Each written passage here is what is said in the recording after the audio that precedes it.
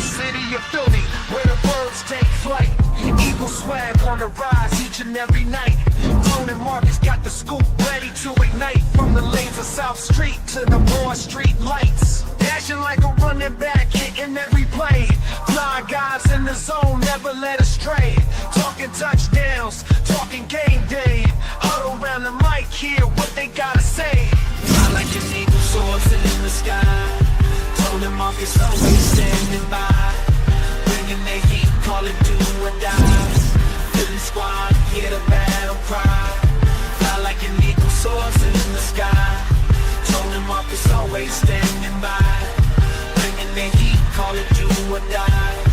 Philly squad, hear the battle cry.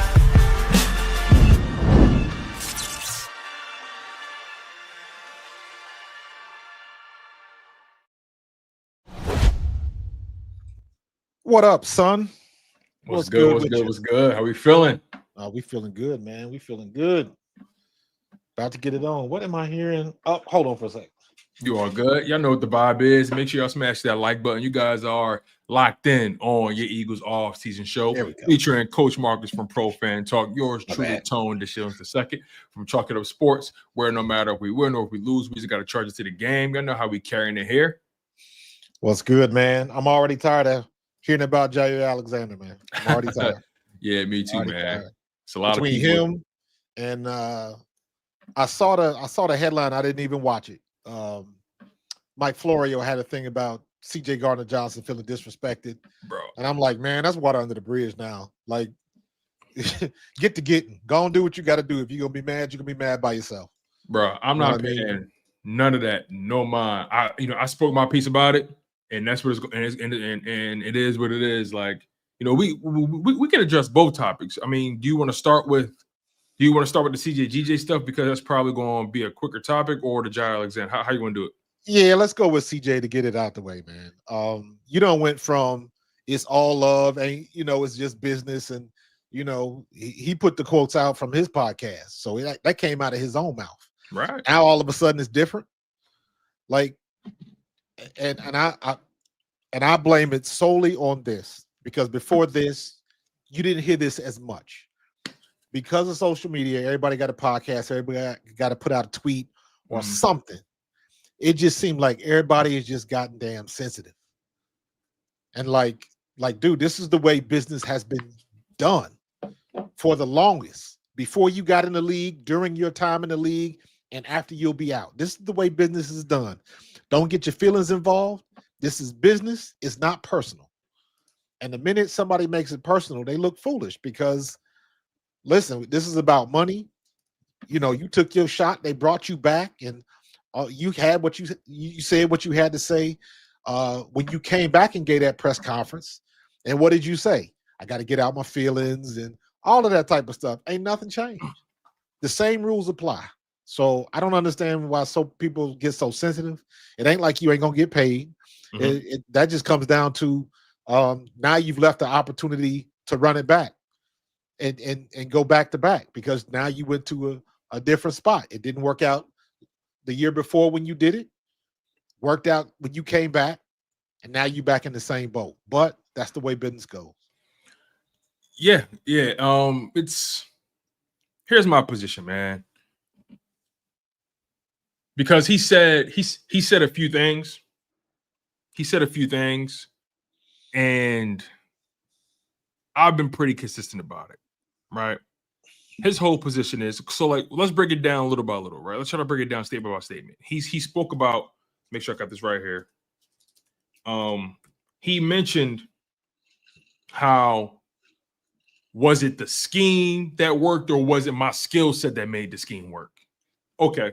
Let's stay there for a second. He's played and forgotten more football than I'll ever know, right? But here's my position on this, and I'm sure CJ knows this in his heart of hearts. When it comes to scheme, and I know you know this, when it comes to scheme versus personnel, in order for a scheme, or coaches have a scheme they want to deploy. They have a general plan of action. They have a plan of action they want to deploy any given Sunday. They have things they want to install. And in order to install those things, you want to make sure you have the personnel in the building that can execute what you want to install. That's nothing new under the sun. That's not a revelation. So for CJ to say, was it my skill set that made the scheme work? Or was it the scheme that worked? In order for a scheme to work, you gotta have the people and you gotta have the right people in the building with the right skill set to make sure the scheme does what it's supposed to do. So that's not a revelation. That's not some unique take that he has there, or that he's trying. But what he's trying to imply is, I think he's trying to imply he's bigger than the program, and nobody is ever bigger than the program. So that's one. That goes back to what I was saying about the social media. That's exactly what he was saying, but he was trying to say it and clean it up at the same time. Right. What he was trying to say was the scheme was working because of me. That's what he wanted to say. As if there aren't 10 other guys on that defense. Exactly. You all got to work together. Yes, you made plays. Yeah. Yes, you were a major contributor. Could we have done it without you? Probably. Ask Hassan Reddick how that worked. So it's not a one-size-fit-all. You're not the end-all, be-all. Mm-hmm. You had a good run. I wish you could have stayed. We all didn't work that way. And that's the part about it, right? We all wanted you to be here. It wasn't like the city turned their back on. We were surprised. We was like, whoa, what's going on? The city was surprised. But whatever happened behind closed doors, they felt like they needed to make a move now, right? And this all stems from Vic Fangio being asked a question about the move. Exactly. Vic Fangio didn't lead the witness or whatever it may be. Like they asked him a question, and he said, as far as I know, it was a salary cap move. I'm okay with it. Right. I'm okay with it. One, what do you expect him to say in that situation? Do you want him to say, oh, we're going to be lost without CJ? I'm totally against the move. No DC is going to go against their GM's move. No. Especially someone who's a professional like Vic Fangio. He's not going to directly contradict a Howie Roseman decision. That's not what's going to happen. So he's going to address it like a professional. And, from what I know, it's a salary cap move, which is a safe answer. Salary cap move. I have no problem with it. Safe answers. He didn't disrespect CJ. He didn't say nothing out of line. He didn't say we're better off without him. He didn't say nothing of the nature. He just says the nature of the business. It is what it is. We move on with the guys we have in the building. Point blank player. He ain't said nothing left or right. So kept it about business. But CJ, this is something about that exchange stuck into CJ's craw. Whatever he claimed that he felt initially, that it was all good. Them young guys got to get paid. It's all about the business. I totally understand. They got to pay them young guys, whatever it may be. All I wanted for them to do was to trade me somewhere where I could play competitive football. And that's what Howie Roseman did. Even for whatever reason, they moved on from you, because I don't think it was about the money. I think that contract was very feasible for the Philadelphia Eagles. Yeah. I don't think it's about money. I don't think it's about money whatsoever. So CJ, if that's what you're looking for from the people to be on your side and say it wasn't about the money, okay, you got that. You got that. We don't think it was about the money, because your contract was very feasible for the Eagles, in my humble opinion. It wasn't about the money. Did something else happen behind the scenes? Sure, we'll never know. But they traded you somewhere where you can play competitive football, you can play winning football, a team that's contending not only for their division, but contending for their conference. You got a quarterback, you got the receiver core, you got the running backs. Y'all got one of the best defenses in football. That Houston Texans defense was lit last year. Yeah. So they sent you to a state with no state tax. They sent you let's call it what it is. They sent you somewhere where you can get all your coins. You feel what I'm saying? And you can play competitive football, and you can make an imprint on the defense. But that's how you know for him, it's more than just football. It has to be, man. And when you come across situations like this, I don't care whatever sport it is in, this is the bottom line. I actually said this a couple of months ago about Dawn Staley when they were talking about Malaysia for Wiley. Mm-hmm. At the end of the day, and this applies the same way to the Eagles, do you think Nick Sirianni and or Howie Roseman and or Jeffrey Lurie, do you really think they want to lose? Absolutely not. Right. Do you think that CJ Gardner-Johnson was a big part and a big reason why we had such a good defense? Yeah. Absolutely. For sure. However, if the problem outweighs the production, they make the move. If the problem outweighs the production, because again, you do not want to lose. So it had to be something to where they would be willing to give up, to your point, reasonable money. They could have easily afforded to re-sign him. Mm-hmm. But to give him up, half of that is we already got young guys. We got to see. We done made the investment. We got to see what they're about. The other half of that is like what you said earlier. Had to be something a little extra. Had to be something else to that. Because you don't just get rid of great players like that. And I'll call CJ Gardner-Johnson a great player. Yeah, he was a phenomenal player. Another season with the Eagles where he put up 6 interceptions, had a phenomenal back 9 of the season, right?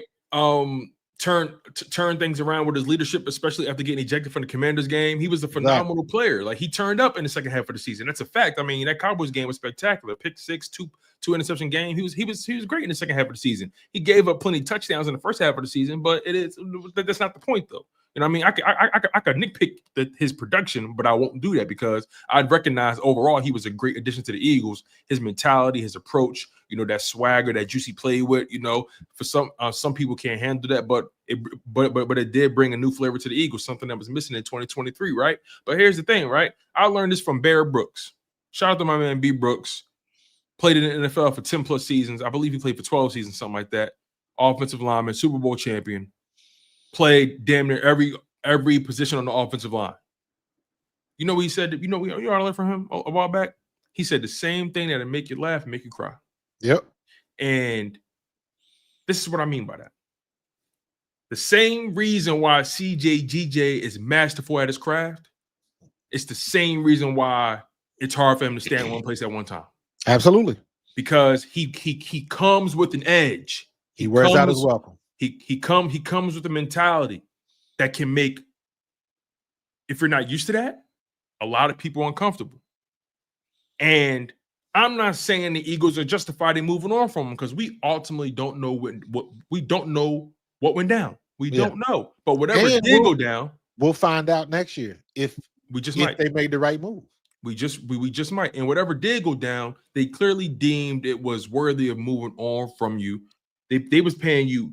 You was owed a $27 million contract for 3 years. You had an average salary of $9 million. They guaranteed you $10 million.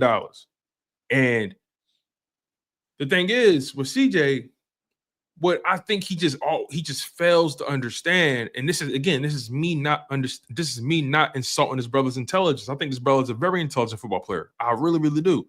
I actually think he's sharper than what people give him credit for.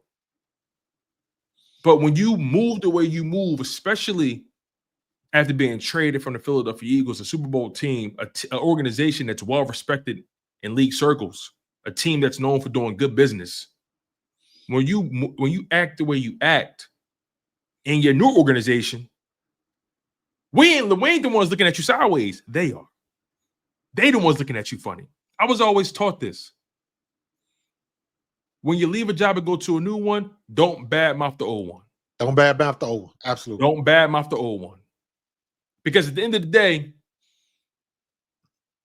all you're doing is hurting your long-term earning potential. Right. That's all you're doing. You never know who got to cross that bridge. Exactly. And, he's hell-bent on the Eagles telling the truth, saying what it really is. He's hell-bent on that, right? But let's be honest about this. They told us it was a money move.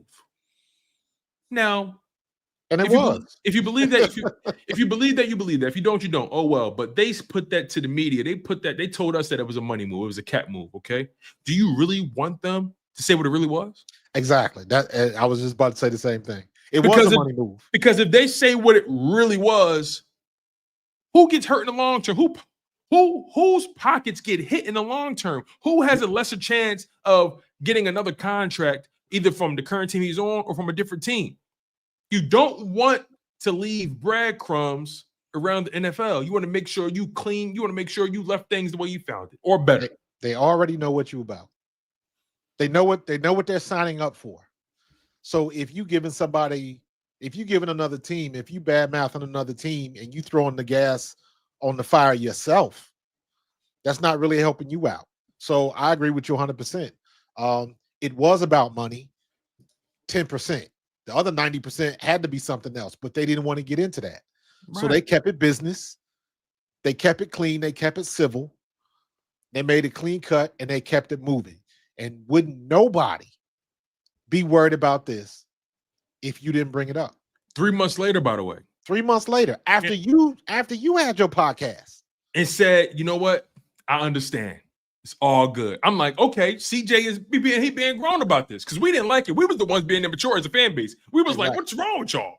And I'm saying I'm using immature loosely, but like we were the ones that were being emotional for him. He was like, listen, y'all, it's all good. We did great things. You know, them young guys got to get paid. Now he talking about don't do the young guys how you did me.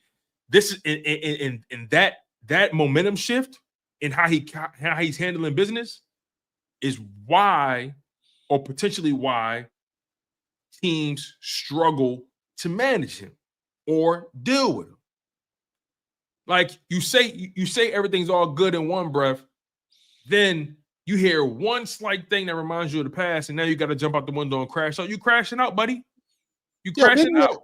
Didn't your boy say something about that, LB? I was watching you, LB, and Simone, and when that happened, didn't he put out a video like had to happen, and I remember that. It had to happen. It had to happen, you know. When life throws you lemons, you gotta make lemonade. It had to happen. You know, listen, man. We ain't nobody stupid.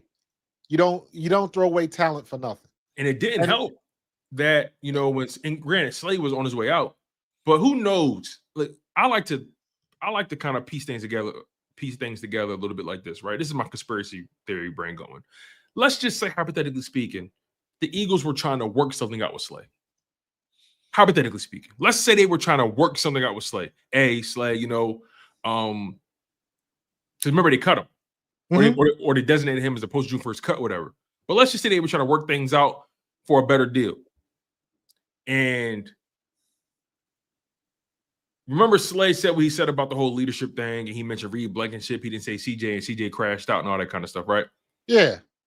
What if the Eagles were trying to work things out with Slay and CJ just took the air out of those conversations because of the way he conducted himself in the media? And then Slay ultimately was like, you know, I'm just going to move on, whatever it may be. I honestly, I don't believe it was that complicated, because I think Howie Roseman was very comfortable moving on from Slay, because Slay put in quality years for us. And high quality years. The only issue I had with Slay was every game, it seemed like he was hobbling off the field. And it was catching up to him. But having said that, for Slay to be, 34 years old, Slay can still run with the best of them. Mm-hmm. He had good coverage skills. Yes, he got burned, but who doesn't? Had a great playoffs. My biggest thing was Slay at 34 years old was running with them young boys and covering. I was like, I ain't got nothing bad to say about him. Mm-hmm. But he was always coming up limping, and it was getting worse and worse and worse. So I think Howie Roseman made the right decision and hedged his bets. And wherever he is now, he gonna be that seasoned vet. Mm. You know, he gonna let the young pups play and all of that type of stuff, be the veteran in the locker room, all of that. Yeah. He is where he's supposed to be. He knows his role. Yeah, and on top of that, he went to Pittsburgh, which tells me that for him, he knows it's like it's the last season, for one. And for two, exactly. And for two, I'm not gonna uproot my family. My family got roots in Pennsylvania now. You know, I don't wanna move too much of my business or move too much of. Yeah. I don't wanna make such a drastic zip code change when I know I'm about to lead a game and hang it up.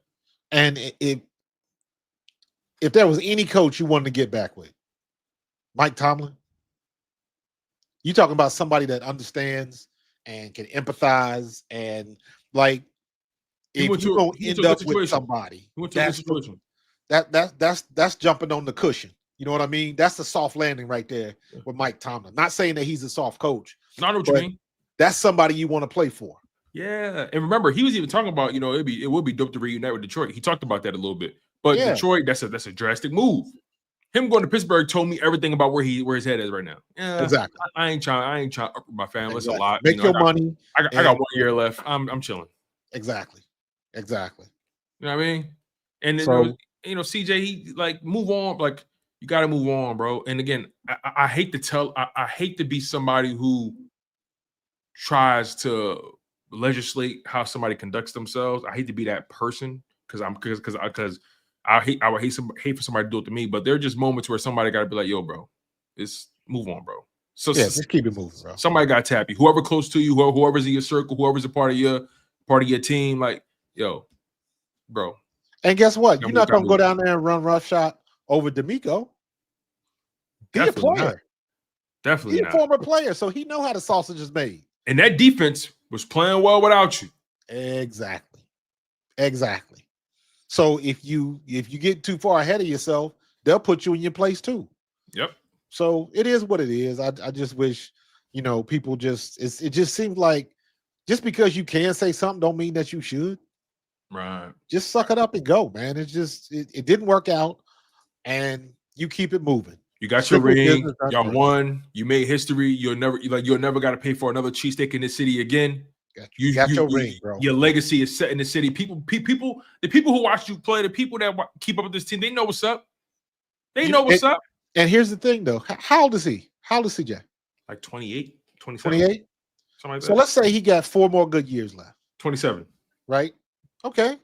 So he got 5 more good years left. Right? The way things go now that you got that ring, if you give me 3 good years, 3 out of 5 good years, are you even in the conversation for the Hall? Is he that good? No. You don't think so? CJ? Yeah. You talking about Eagles Hall of Fame or just Hall of Fame in general? Either or. My point is simply this. He hasn't been his Eagles years, listen, 6 interceptions in both them years with the Eagles, but I don't think well, I don't think he has a consistent enough career to even be considered for something like that. Well, and that's fair. But let me say this, right? Mm-hmm. If he got 5 more good years, 3 out of those 5 years, can he go to a Pro Bowl? Can he be an All-Pro? All-Pro, yeah. You gotta, yes. Okay, so my point is when you get to the All-Pros, if you get multiple Pro Bowls, if you get an All-Pro vote, next thing you know, he's a 2-time Pro Bowler. He's an All-Pro. He's a Super Bowl winner. Champ. Yeah. So now you start talking in those type of conversations. Now, whether he's good enough will be decided in the end. Mm-hmm. But you still got 3 to 4 good years left in you. And I toss in your out prime at least, for sure. You go. So it's possible. So all I'm saying is that if he just goes ahead and balls out, he make a Pro Bowl or 2. If he manages to get an All-Pro, because in my opinion, he's got the potential. He got the talent. It's not about talent. Don't forget that he was tied for the league in interceptions in 22. So he's got that type of talent. The mouthiness and all of that type of stuff that comes with the territory. But when he steps on the field, the boy can ball, and he's already got the ring. Because people that are on the precipice, people are on the border. Is he good enough? Is he? I don't know. Did he win a championship? That's the biggest thing that everybody holds against you. Well, now he's got that. So all I'm simply saying is now he at least has the opportunity to insert his name into those types of conversations. And guess what? It's on record. Wherever he's been since the Saints, wherever he's been, they've gone to the NFC Championship or better. I mean, I don't think that's an accident. You know what I mean? He's a winning player. You can win with him. It's proven that you can win with him. Correct. Now, can you live with him? That's a different conversation. But I think overall, though, CJ, bro, it's all love here in this city, man. Why even fall on your sword like that when you ain't got to, bro? It's all love in this city, unnecessary, man. We done moved on, bro. Bro, we love you, bro. Like So let's seriously, talk about Jaire, man. How much yeah. money do you want? Let's get to Jaire, man, because here's my position on Jaire Alexander. And it's funny, I got into a healthy debate earlier with LB and Simone about the situation. They're very much for bringing in Jaire Alexander. They're not comfortable with Kelee Ringo whatsoever. And I respect their position.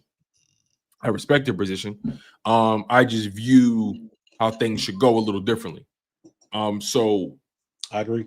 Keeping it about Jaire Alexander before we take it to the Ringo angle. Here's who Jaire Alexander has been, right? Because Jaire Alexander, from a production perspective, from a talent perspective, he checked those boxes. Jaire Alexander is one of the best corners in football, technique-wise, football discipline-wise. He doesn't get penalized. He can run with anybody. He makes plays on the football. He play with that swagger. He play with that sauce. He fears no receiver. He thinks he walk on air. He got that level of confidence in his ability, as he should.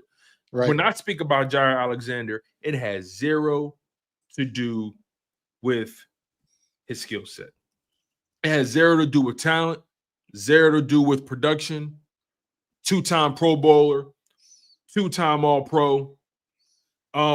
Played in 78 games in his career, 12 career interceptions, 70 pass deflections, 287 total tackles, 241 solo tackles, a 57.8 completion percentage when targeted. Only allowed 19 touchdowns on his 7-year career thus far, an 83.4 passer rating when targeted allowed to quarterbacks. He's been a very, very good. He's been a very, very productive cornerback in football. Now, how old is he now? And on top of that, he is currently 28 years old. He just turned 28 in February. Okay. He went to Louisville, 5'10", 196 pounds, right? Now, here's the rub about Jaire Alexander. Here's the rub. Here's the unfortunate circumstance, in my humble opinion. He ain't never healthy. Over the past, let's really dog walk this thing, Marcus, and then I'll let you. Well, before you lay it out, just yes, no question. Is it better, or is he worse than Dallas Goedert? Yes. Oof. Yes. Let me double check that. I feel confident saying that, but let me. I feel confident saying that. Negative. That would be a negative for me, because if we end up with somebody like that, I would have rather kept either CJ or Slay. I feel confident saying that. He's hurt. I think he's hurt more than. And it's so funny they in the same draft class. So AJ Jones called it out. So we can do we can do the math on this, okay? So let's start with Jaire, then we'll do the Dallas Goedert comparison, because I think he's missed more games. They both missed a lot of games, but Jaire Alexander. So I did the science on this. Can't stay healthy since 2021. Jaire Alexander has played in 34 games out of a possible 68 games. Remember, 2021 is when they introduced the 17-game season. So sorry, man. Say that again. 34 out of 68 possible games. So half? You talking about half? Bruh. Yeah, half. Hey, what they say in divorce court? Half. You want half? Shit, Yana. Listen. Nah. Since 2021, he could have played in 68 regular season games. Since 2021, nah. He could have played in 68 total games in the regular season. If you're gonna do that, get Slay back. He's missed 34 of them. He's played in 34 games. He missed 34. If we consolidate those numbers, he's missed 2 full seasons of football. Nah, no thanks. Over the past 4 seasons. No thanks. If we take it a step further and average out those 34 missed games over the course of 4 seasons I'm talking about, he's averaging 8+ to miss games a season. Did he miss any time at the start of any seasons? Or did it always come in the middle or the back half? It's a very good question. Let's find out and look at the game log. So his career game log. And see, we got here.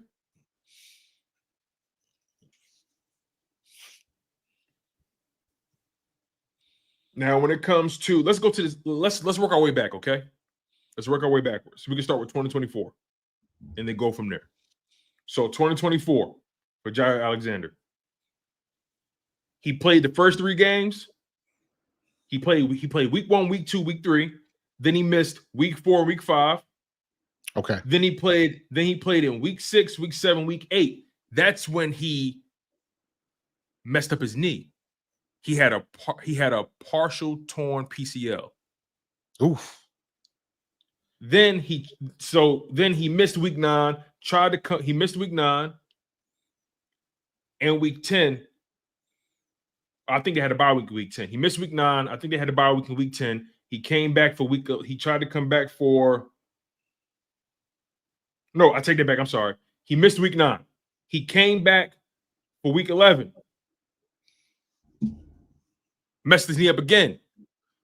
Was done for the season. Shut down with a torn PCL on his knee, in his knee. Got surgery this offseason. On his knee. Yeah. Got surgery. Hard pass. Missed the playoffs. I didn't realize he was coming off an injury. Major injury. Coming off of a PCL injury at that. PCL in the knee. Ain't that what N'Kobe has? And he's N'Kobe's patella. Patella? The patella. The PCL, I think, is because when Carson Wentz tore his knee, he tore his ACL and his LCL, right? Or was it ACL and PCL? I can't remember. But he tore his PCL and he was shut down for the remainder of the season. So he missed week 11 and beyond. But he did miss week 4 and week 5, and he missed week 9, and he missed week 12 and beyond. Let's go to 2023. 2023, he played the first 2 games. He missed week 3, week 4, played in week 5, played in week 5. They had a bye week 6. He missed week 7, played in week 8, week 9, missed week 10 all the way to week 15. Man, you ain't even got to finish, bro. Played in week 16, didn't play in week 17, played in week 18. Then he played in the playoffs for the 2 games. See, this goes back to what I was saying. People don't do their homework. That's just the past 2 years, though.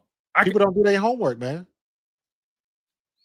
People don't, and I'm seeing stuff from people on ESPN, and Jaire Alexander would look great with the Eagles, and that would make this defense unstoppable. I think what's your boy name on Speak? Acho said that, and it was like, are you looking at the? Are you talking about the facility? The facility, yes, thank you. I'm like, are they doing their homework? They just talking. History? Exactly. They just talking because it sounds good. Nobody's doing their homework, man. Nobody. They just hit a big name. Good, dude. It's like they watch. It's almost like they watch tape, but they only watch highlights. They don't watch the game. They only watch the touchdowns, the long passes. They only watch the great plays. They don't watch the in the trenches type stuff. And it's like, you got to do your homework on this one. Coming off a major knee surgery and you a DB, man, stop playing with me. Listen, throughout his career, I'm looking at his injury history, right? I mentioned the torn PCL from 2024, right? Dealt with a groin injury in 2024 where he missed those 2 games earlier in the season. 2023, missed 6 games with a shoulder injury. 2022, groin. 2021, missed 13 games with another shoulder, AC joint sprain. 2020, concussion. 2020, torn hand thumb ligament. 2018, groin. Another groin injury in 2018. Like groin, shoulder, groin, knee, head. I'm not questioning the brother's talent. He is talented, yo. I put that on everything. He get busy when he's there. When he on the field. But this is the first time he's coming off of a torn ligament in the knee. Now we enter in dangerous territory. He's 28 years old. He's supposedly in his prime.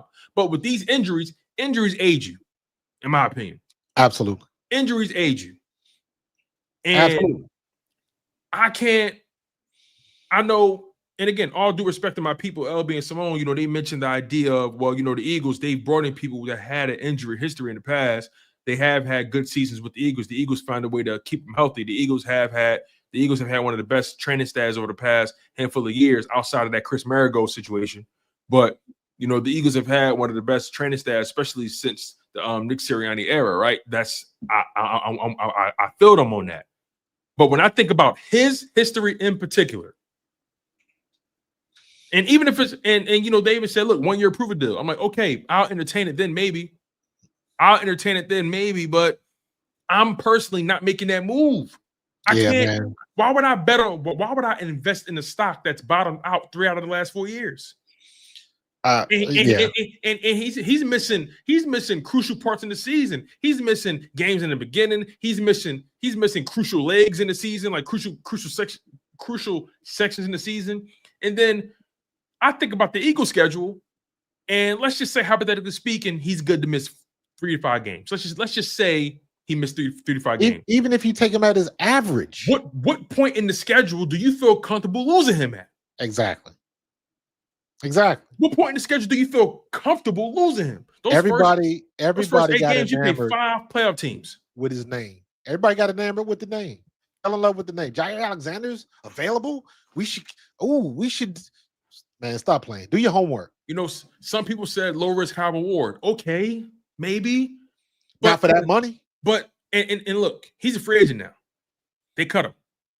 Yeah, he's a free agent. So people are talking 1 year vet minimum. You think that's what he's looking for?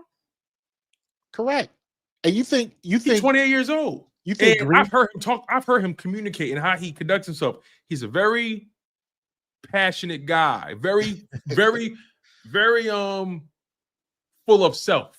Listen, Green Bay is trending up. So why again? Green Bay don't want to lose. So they reading the same stats and looking at the same injury history as you just read. They know what the price tag. And the price tag. Yeah, that price tag is. They was paying him $21 million a year. They said, "You're here half the time. We pretty much know how to play without you now." Wait a minute. Stop. Green Bay was paying him $21 million a year. Yes, he was the highest paid 50%. He was the highest paid corner at one point. When he got paid, he balled out that year. Don't get it twisted. In 2022, when he got paid, he balled out that year. All Pro Bowl, he balled out that year. I ain't gonna take that from him.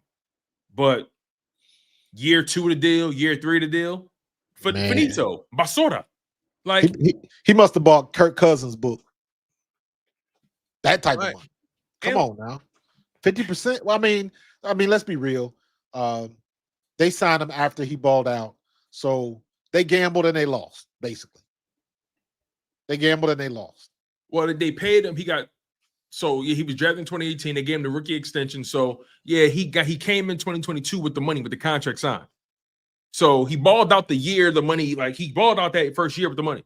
Yeah. Then he let 2024 missed 10 games. 2023 missed 10 games. 2022 he played in 2022 he played in 16 games. And to be fair, it ain't like he trying to get hurt. Yeah, I don't think he ain't trying to get hurt. I understand. I don't want to make it sound like he just trashed, nothing like that. No. That's just the way the chips fell. Happens to everybody. Everybody one play away from glory or ruin. So, but just like me and you talk about Dallas Goedert all the time and how much time he missed and all of that type of stuff, I'm happy that Dallas Goedert is back because the price tag was right.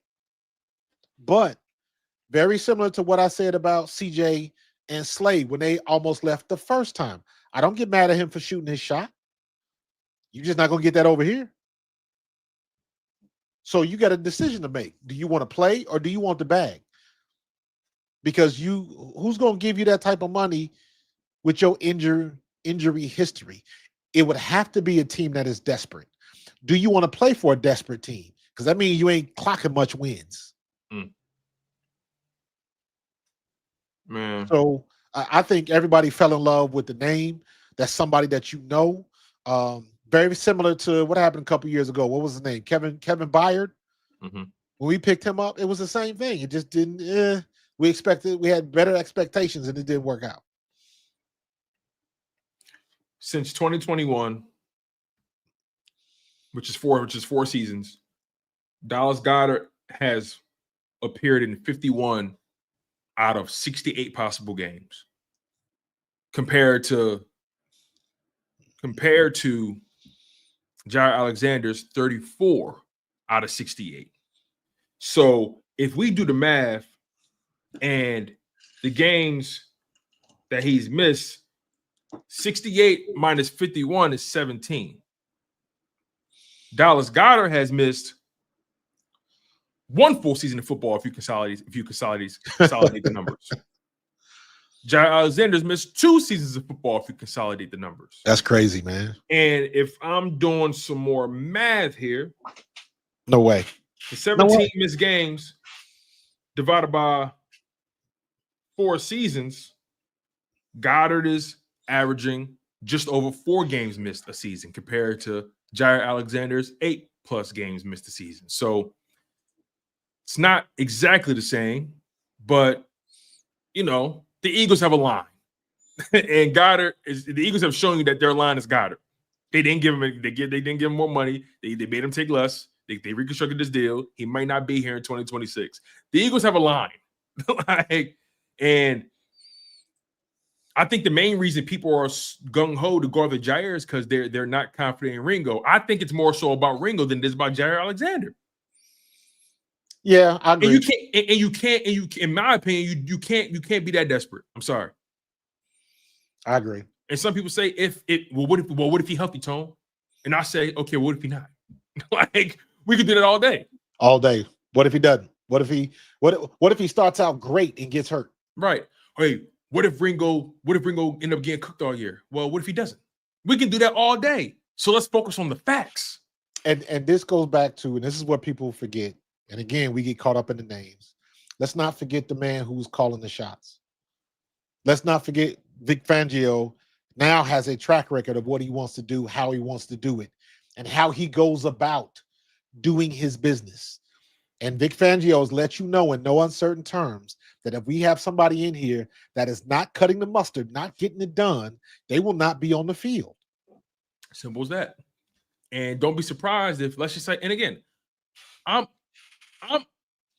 D. Aldridge. You're so right. I don't want him. I've been very clear about that. I'm on record, D. Aldridge. I don't want him. I don't want him either. But guess what? If the Eagles do end up making a move for him at any point in training camp, I'm not going to wish the worst for him. Now he's part of the game. I got it. Now I'm gonna support him. Exactly. And some people don't understand that dichotomy. Some people don't understand the fact that, okay, you may not want something to happen, but guess what? If it happens, you got to roll with it and you support it. You know what I mean? Hey, listen, there's a lot of things that happened growing up in my mama's household. I didn't want to happen, but guess what? You roll with it. You roll with it and you adjust. And you say, you know what? Hey, I'm for the team. So again, if the Eagles get to a point in training camp, they get through a preseason game or two, and they say, you know what? Ringo's not cutting it. He's not cutting it. And Jaire Alexander is still available. Okay. Maybe I'll entertain a 1-year deal. I'll entertain that. I'll entertain the idea of the Eagles going out to get a guy. I'll entertain that. But I think the Eagles owe it to themselves to find out if Ringo can really cut the mustard. Because you don't find corners with that physical profile, those measurables, that athleticism, that tackling ability. You don't find guys with those traits that easily. Here's the only thing that it's a slight concern, but I even saying it like this, I know I'm reaching. Okay. Kelee Ringo, maybe I'm in 2 different positions. Because I was going to say, you mean Kelee Ringo couldn't get in there instead of Vontae Maddox? Say that one more time. Because Maddox played slot in the slot. Yeah. And Ringo, That's what I'm saying. It's Ringo's different he's the outside guy. position. Yeah. But he's going to be in there. I got confidence in him. I've seen enough. And this is a kid that just needs snaps, period.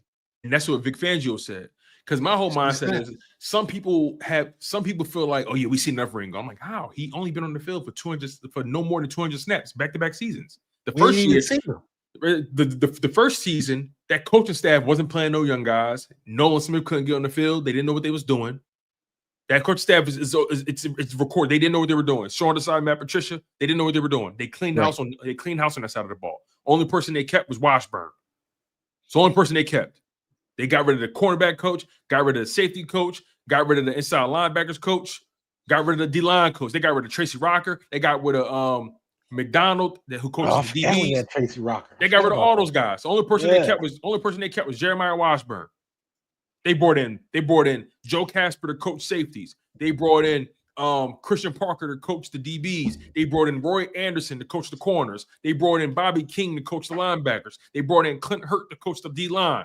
They retained Washburn to coach edge and off-ball linebacker. They cleaned house on that whole defense. But you want me to look at Ringo and say he wasn't cutting it in his rookie year. Exactly. That coaching staff wasn't cutting it. So let's get past that year. Let's get to the 2024 season.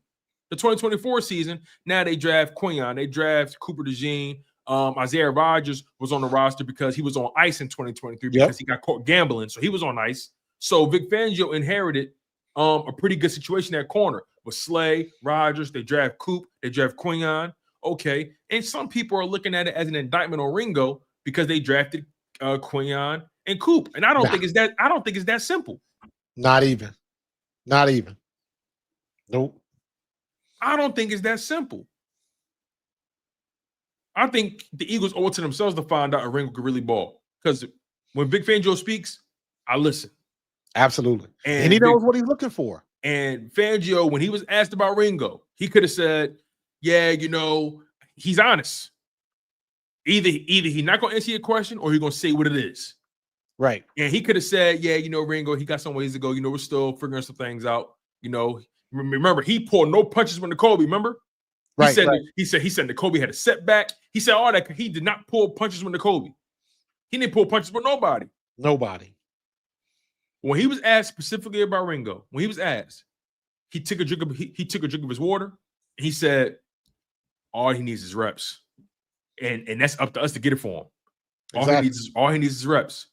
Because without reps, you're not going to find out what he is, and you're not going to be able to get better. He said the goal for him is to put together – our goal is to be able to put him in position to play competent cornerback play for not just a stretch in the game, but for an entire game and an entire season. That's what we're building right now. All he needs is reps. When Vic Fangio says all he needs is reps, my confidence is raised.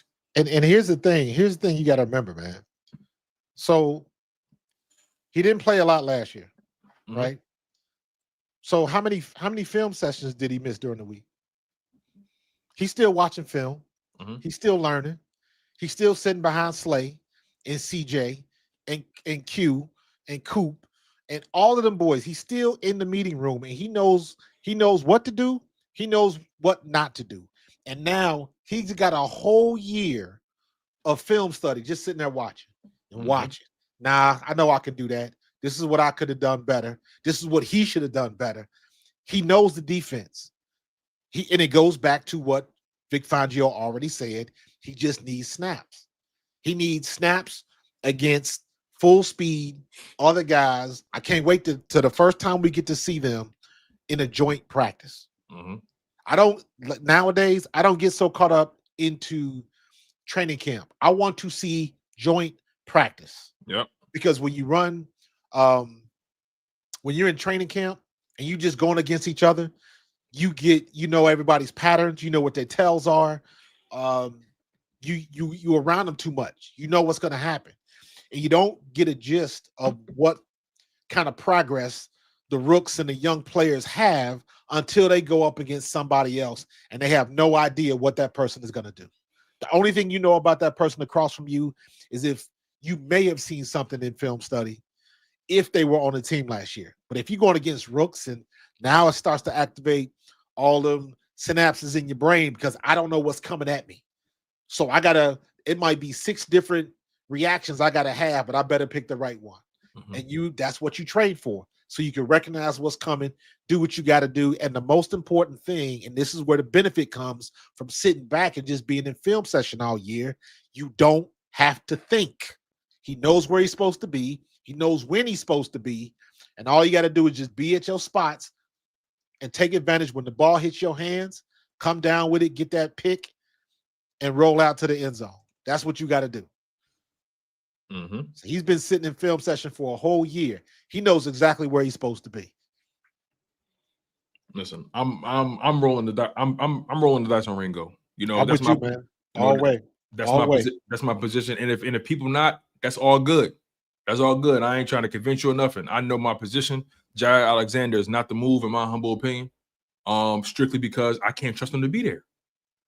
I can't trust him to be there. And then next thing you know, let's say you do sign him, right? And all of a sudden he missing 5-6 games. He took reps from Ringo. Exactly. In training camp. Now Ringo was less prepared.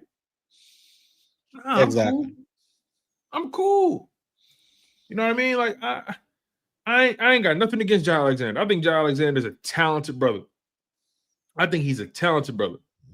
But in my humble opinion, I just don't think he's going to be able to stay healthy. Or better yet, based on his track record for the last 3 years, he has a problem staying on the field. So we'll just go with that. It ain't about what I think. It's about what he's shown me the last 3 seasons. Yeah. And we can go with that. He missed 10 games last year. He missed 10 games in 2024, missed 10 games in 2023. And that's a lot of time, man. Wow. It missed 13 games in 2021. So he's missed more than half the season the last 3 seasons. Well, 2022, he played in 16 games in 2022. Okay, 16. So yeah. So 3 out of the last 4 seasons he's missed. More than half of the season. Yeah, that ain't good. And the last time he played a full season was when? 2022. So 23 and 24, he was out. Yes, consistently. Like, you think it's an accident that he maxed out at 7 games in back-to-back seasons? Nah, no thanks. Pass. Think it's an accident? Back-to-back seasons. We're not talking, okay, he played in 13 games in 2023. He played in 12 games in 2024. Okay, all right. I could wiggle that. You know what I'm saying? I can understand somebody arguing for him. Okay, he missed 5 games in 2024. Okay, maybe he missed 6 games in 2023. All right, okay. Maybe we can get him right. You know, what kind of injury was it? What was it? We talking about him missing back-to-back seasons with 10 games or more? Man, I don't care if it was a hangnail. And he's coming off. You missed 10 games? And in 2024, this most recent season, coming off of a torn PCL ligament in his knee, he just got surgery. Yeah, PCL is no joke. And I'm supposed to be confident because he's talented. Nah, no thanks. Come on, man. No thanks. And he talked too damn much. So you want me to bet on somebody who can't stay healthy and who talk all damn day? You might as well kept CJ, who was healthy. Exactly. That's a great point. You might as well kept CJ. And, if that's the case, and arguably, hell, not arguably, and play better. For all that, now, I could have kept. Now, I will say this. Let's just say hypothetically. I know it's not going to happen, right? But hypothetically, if let's say Howie signed Jaire and only paid him $10 million, I'd be pissed because I'd be like, you could have gave that money to CJ. Could have gave it to Slay. How much is Slay making right now in Pittsburgh? I would rather have the problem on the field than in the training room. Let me see what they giving Slay right now. Hey, Warv, I'm gonna read some of these super chats real quick. Warv said, they say Ringo had a great practice, pass breakups in the end zone, and locked AJ up. Might be changing my mind. Well, hey, you know, I ain't crazy. Yeah. By the way, Pittsburgh gave Slay 1-year deal, $10 million, guaranteed him $8.7 million. You mean to tell me if they bring in Jaire Alexander, and they pay him equal to this or more for 1 season with the injury history, we would have been better off keeping CJ. I'd be pissed. And keeping Slay. I would be pissed. Because we got 2 in the locker room that you let walk, and then you bringing in damaged goods. I'd be pissed. And at least Slay, his injuries was ticky tack. Like, he was still there. Like, say what you want about Slay. Say what you want about Slay, right? Say what you want about him. He still played in 14 games last year. Right. 14 games. Right. He was on the field. He was on the field in the Super Bowl. He was on the field the whole playoffs. Had a great playoff run. Absolutely. When it mattered. When it mattered. When it mattered. Yeah. And I stand firm on this. I stand very firm on this position. Very firm on it. And I'll die on this sword. I stand firm. I'm trying to find the notes on mandatory minicamp today about Ringo. Okay, here it is. It says cornerback. Shout out to my man John McMullen, writes for SI.com. He says cornerback Kelee Ringo had a positive day, getting significant first team reps on the outside opposite Quinyon Mitchell and coming through with a couple of pass breakups. So, so far, so in the mandatory minicamp, everybody was there. Everybody was in town. Right. And they're only doing one mandatory minicamp this year. Then the guys are going to chill for the rest of the summer. Then they come back for training camp. So, so far, so good for Ringo, if you ask me. So far, so. And also, here's another thing. We need to want Ringo to win. We need to want that. You want to know why? Because that will mean if Ringo is successful, because I'm not just thinking about this year, I'm thinking about the long-term implications of Ringo being successful on the salary cap and this defense, not just this year, but the years after. If Ringo is successful, if Ringo wins the job, but if Ringo is good this year, that means you got Quinyon Mitchell, Cooper DeJean, and Kelee Ringo, 3 starting level corners. 3 starting level corners on rookie deals. Yep. Giving you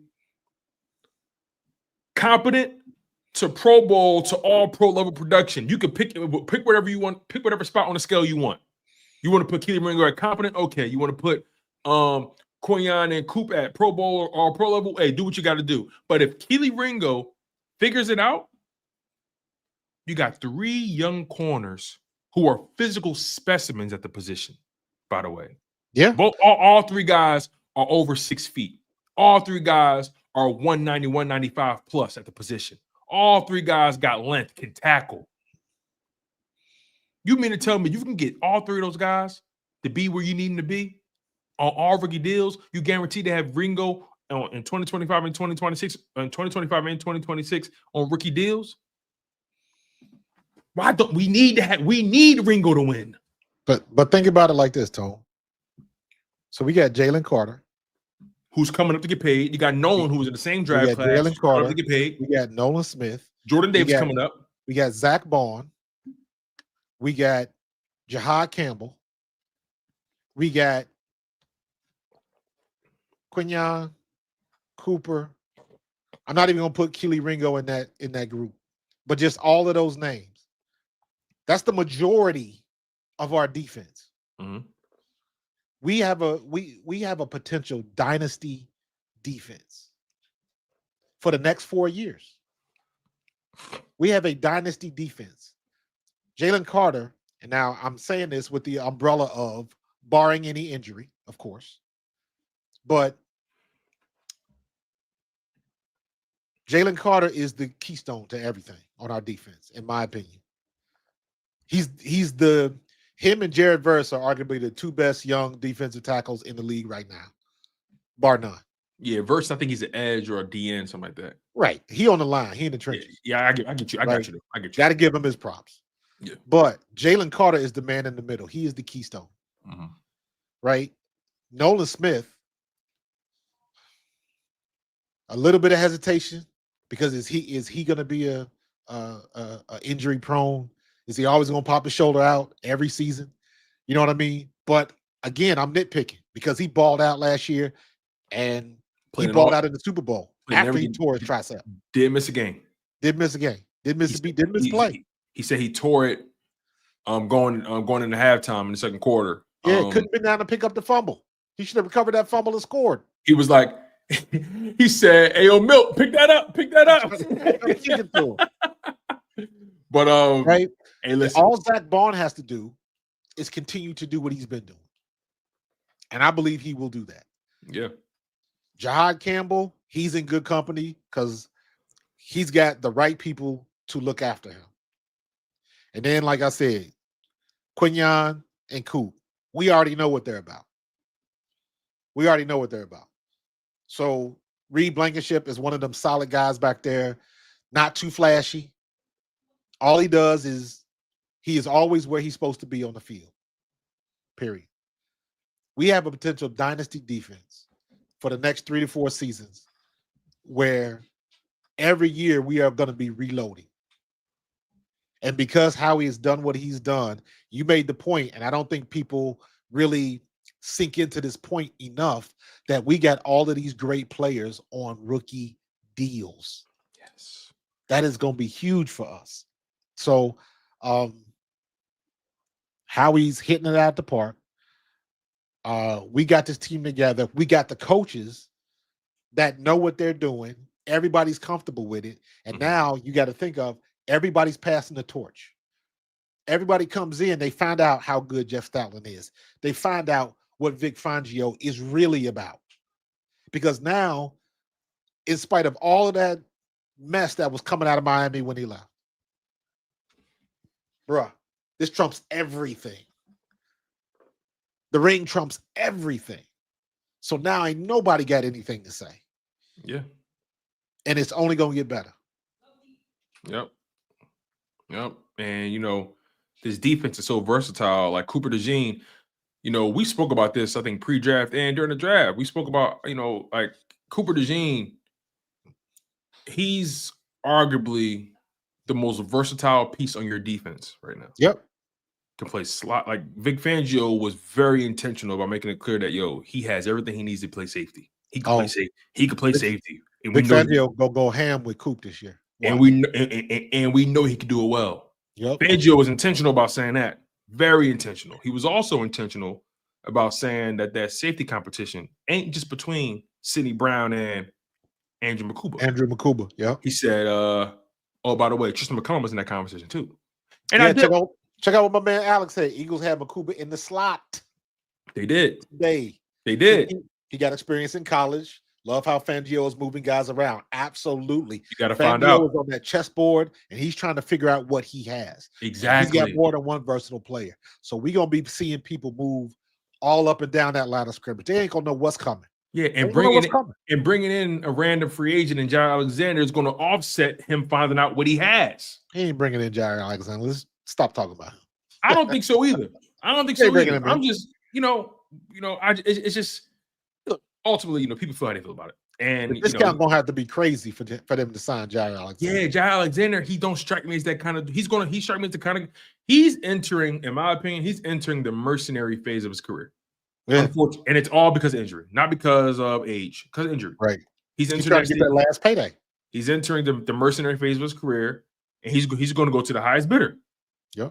He's going to go to whoever's willing to pay for his history. But that's what I mean. The whoever's willing to spend the money. And that goes back to what I said earlier about playing for a desperate team. Yeah, because he has no leverage. None. And frankly, he's going to get whatever they offer. Yeah, and the guy in his position, likely waiting for training camp and preseason to play out. Whoever gets an injury, that's his only angle, in my opinion. And negotiate, that's his only angle. Yep. I don't see any other angle. I mean, you can market the talent, but the talent is only there 50% of the time. Why would I? You know what I mean? I'd rather invest. I'd rather invest in a guy and build the guy up. I know he's gonna be there all year. He's gonna end up being a cork. He's a guy you sign if you want to plug a hole. Yeah. You ain't got another choice. Normally, what you would do is just get another barrel, but you ain't got time. So you just got to plug that cork in and do the best thing that you could do. Same thing like I mentioned earlier about Kevin Byard. Seemed like a good idea at the time. Yeah. But it didn't turn out. Hey, Robert Quinn seemed like a good idea at the time. Oof. Brutal. So, we're in good shape, man. We're in good shape. Yeah. All right. Real quick. My man Dom Curry just hit me up. He'll be on my podcast with me Thursday at 8. Dom Curry is a North Philly dude. I asked him if he knew you. I don't think you guys have met. Dom played for the Rams and he played for the Panthers. Dominique Curry? Yep. No, I don't think I know him. Yep. Wide receiver, 6'2", 37. No, I don't think I know him. He went to a HBCU. I believe he went to Cheney, if I'm not mistaken. He went to my college. He went to California University of Pennsylvania. Okay. He went to my college. He an OG though. Yeah. He's before my time. Gotcha. Before my time. He's 37 now. He before my time. Yeah, we played golf together yesterday. So he just hit me up just texted me, said he was tuning in. So shout out to my boy Dom. Come check us out on Thursday at 8 p.m. And me and Dom are gonna chop it up. Shout out to him, man. That's love. Shout out to him, man. Cal who? Cal you. Shout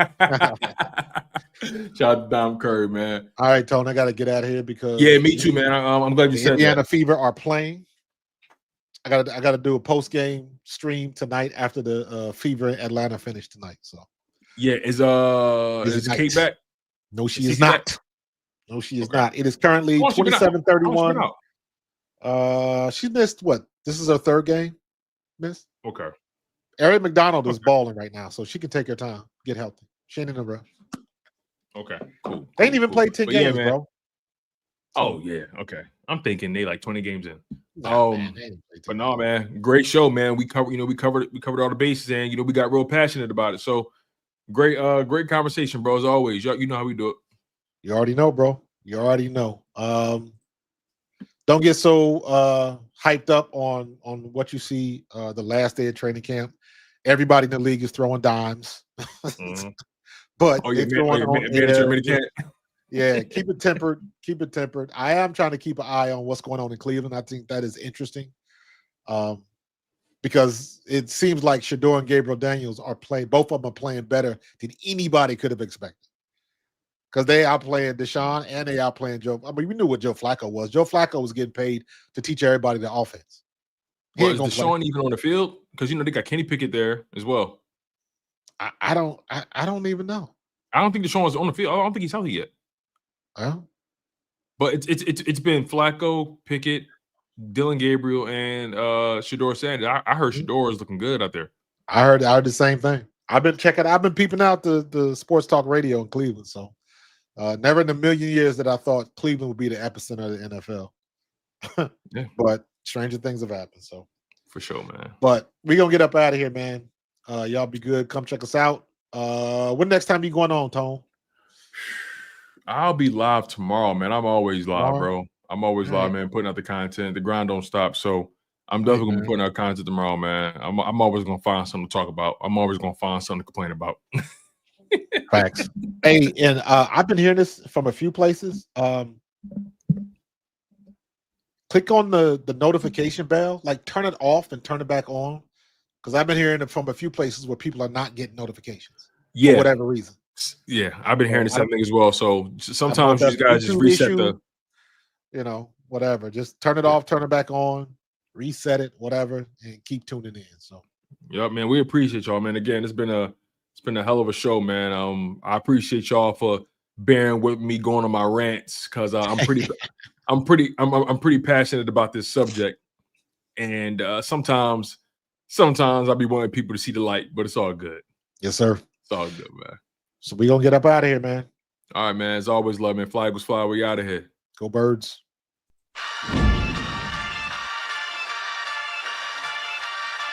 In the city of Philly, where the birds take flight, Eagle swag on the rise each and every night. Nolan and Markus got the scoop ready to ignite. From the lanes of South Street to the Broad Street lights. Dashing like a running back, hitting every play.